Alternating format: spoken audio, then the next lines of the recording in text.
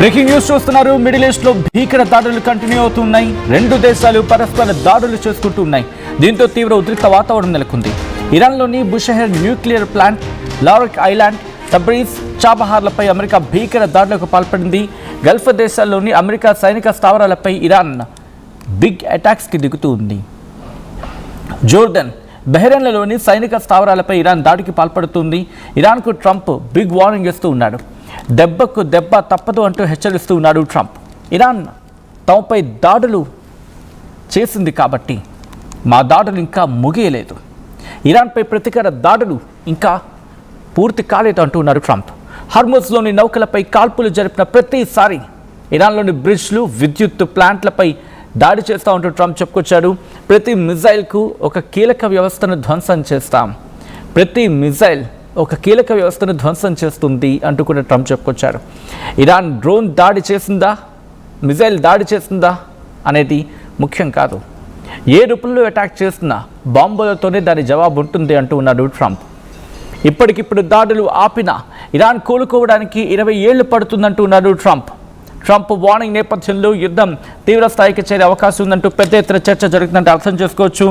ఈ క్రమంలో ఒక్కసారి ఆ దాడులకు సంబంధించిన దృశ్యాలు చూద్దాం. బట్ బిఫోర్ దట్ ట్రంప్ చేసిన ట్వీట్ని మీరు చూడొచ్చు. ట్రంప్ ఏమంటున్నాడు, from this point forward any time the Islamic republic of Iran shoots at is ship in the straight of Hormuz, whether it be by missile, rocket, drone or any other device or weapon, the United States will bomb and destroy one bridge or power plant, including those located next to or in the capital city of Tehran. అంటూ కూడా ఇక్కడి నుంచి, ఈ point నుంచి Islamic republic of Iran కనుక మా షిప్పుల మీద, ఏ ship మీదైనా దాడి చేస్తున్న స్ట్రైట్ ఆఫ్ హార్ముజ్లో, అది మిజైల్తో కావచ్చు, రాకెట్లతో కావచ్చు, డ్రోన్లతో కావచ్చు, లేకపోతే ఏదైనా వెపన్తో దాడి చేస్తుందా, వెంటనే అమెరికా కూడా దాడులకు పాల్పడుతుంది.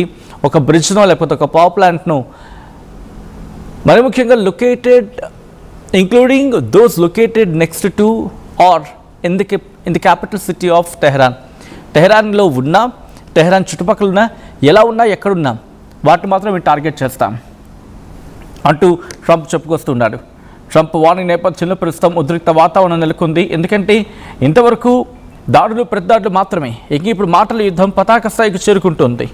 ఈ క్రమంలో దాడులు ఎలా జరుగుతుందో ఒకసారి విషయాలు చూద్దాం. ఈ కథనం మిమ్మల్ని కాస్త కలవరపరచచ్చు, దీనికి సంబంధించి తగిన జాగ్రత్త తీసుకోవాలని ఆర్టీవీ సూచించడం జరుగుతుంది. This is the disturbing content, video discussion is highly advised. Trump చేసిన ట్వీట్ ఇది. ఆఫ్ఘనిస్తాన్ యుద్ధం 20 ఏళ్ళు, 2000 మంది మరణించారు. ఇరాక్ యుద్ధం 9 ఏళ్ళు, 4600 మంది మరణించారు. వియత్నాం యుద్ధం 19 ఏళ్ల 5 నెలలు, 58,220 మంది మరణించారు. కొరియన్ యుద్ధం 3 ఏళ్ల 1 నెల, 36,574 మంది మరణించారు. వెనిజులా 1 రోజు యుద్ధం, 1 మరణం కూడా నమోదు కాలేదు. ఇరాన్ మిలిటరీ కాన్ఫ్లిక్ట్ 4 నెలలు, 18 మంది మరణించారు. అమెరికా సైనికులు మరణించిన సంఖ్య అన్నది. ఇరాన్ మిలిటరీ కాన్ఫ్లిక్ట్లో 4 నెలలకి 18 మంది మరణించారని చెప్పుకొస్తున్నాడు. కానీ వియత్నాం వార్లో అమెరికా ఏ స్థాయిలో కోల్పోయింది, ఏకంగా 19 ఏళ్ళు, 19 ఏళ్ళ 5 నెలలకి వియత్నాం వార్లో దాదాపుగా 58,000 మందిని కోల్పోయింది. 58,000 మంది పైచులకు అర్థం చేసుకోవచ్చు. అందుకే చాలా చాలా సందర్భాల్లో వియత్నాం వార్ గురించి మాట్లాడుతూ ఉంటారు. సో అంటే ఇంకా మేము దేనికైనా సిద్ధంగా ఉన్నామని చెప్పి ట్రంప్ చెప్పకనే చెబుతూ ఉన్నాడా? భయపెట్టే ప్రయత్నమా, లేకపోతే దారికి తెచ్చుకునే ప్రయత్నంలో భాగంగా ట్రంప్ చేస్తున్న పన్నాగమా? దీన్ని ఎలా చూస్తారు? మీరు ఒకసారి మాట్లాడే ప్రయత్నం చేయండి. యుద్ధం మాత్రం కంటిన్యూ అవుతుంది. 12వ రోజుకు చేరుకుంది. రీసెంట్ అటాక్స్ గురించి మాట్లాడుకుంటే ఈ 12వ రోజు యుద్ధం కూడా తీవ్రస్థాయికి చేరుకుంటుంది.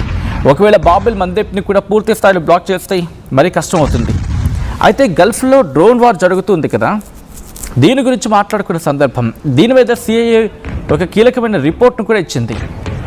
ఎందుకంటే డ్రోన్ వార్ గురించి ఇక్కడ మాట్లాడుకుంటున్న సందర్భంలో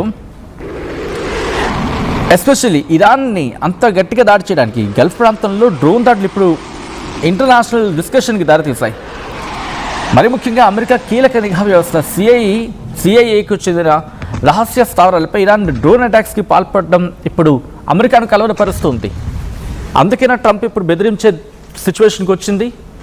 ఎందుకంటే సిఐఏ అమెరికాకు సంబంధించి చాలా కీలకమైన ఆర్గనైజేషన్. అటువంటిది ఆ ఆర్గనైజేషన్ దానికి సంబంధించి ఆ రహస్య సమాచారం. బట్ బిఫోర్ దట్ ఒక్కసారి ఆ విజువల్స్ చూద్దాం దానికి సంబంధించి.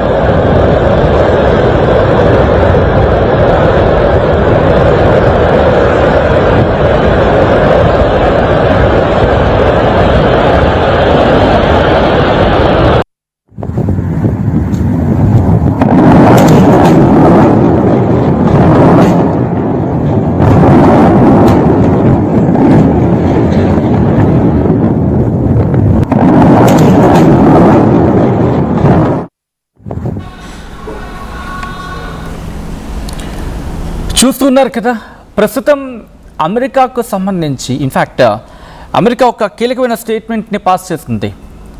ఇరాన్ కనుక దారికి రాకపోతే వాళ్ళ న్యూక్లియర్ ప్లాంట్, ఈ బుషైర్ న్యూక్లియర్ ప్లాంట్కి దగ్గరలో, ఇప్పుడైతే బుషైర్ న్యూక్లియర్ ప్లాంట్ మీద నటాంజ్ బుషైర్ కొంచెం క్లారిటీ ఇస్తాను కాసేపట్లో. అయితే ఈ ప్లాంట్కి దగ్గరలో ఇంకొక ప్లాంట్ ఉంది, దాని మీద అటాక్ సిద్ధమవుతూ ఉంది.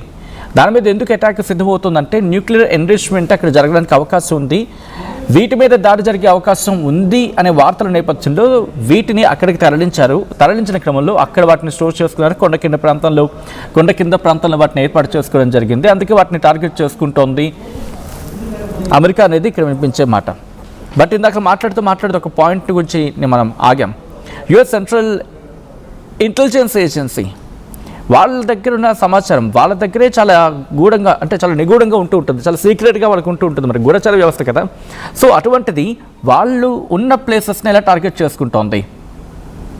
అయితే మార్చిలో గల్ఫ్ ప్రాంతాల్లో కొన్ని లొకేషన్స్లో సిఐఏకి సంబంధించి అనుబంధంగా ఉన్న కొన్ని లొకేషన్స్లో ఇరాన్ డ్రోన్ అటాక్ చేస్తుంది.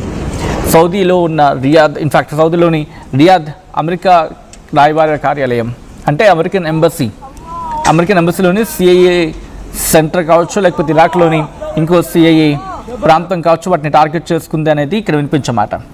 అయితే ఇంకొన్ని ఈ సీక్రెట్ బేసెస్ కూడా దాడుల రేంజ్లోకి ఉండొచ్చు అనేది అమెరికా నిఘా వర్గాలు భావిస్తూ ఉన్నాయి. వీటిని షహీద్ డ్రోన్స్ని ఉపయోగించి పేల్చేస్తున్నట్టుగా ప్రస్తుతం తీవ్రమైన చర్చ జరుగుతోంది. సో ఇటువంటి సందర్భంలో ఇప్పుడు న్యూక్లియర్ ప్లాంట్ని ఎందుకు టార్గెట్ చేసుకుంది? ఇది నేనంటున్న మాట కాదు, స్వయంగా ట్రంపే చెప్పుకొచ్చిన మాట. న్యూక్లియర్ ప్లాంట్ని వీళ్ళు టార్గెట్ చేయడానికి వెనకాల కారణం ఏమై ఉంటుంది? సో దీని గురించి ప్రస్తుతం తీవ్రమైన చర్చ జరుగుతుంది.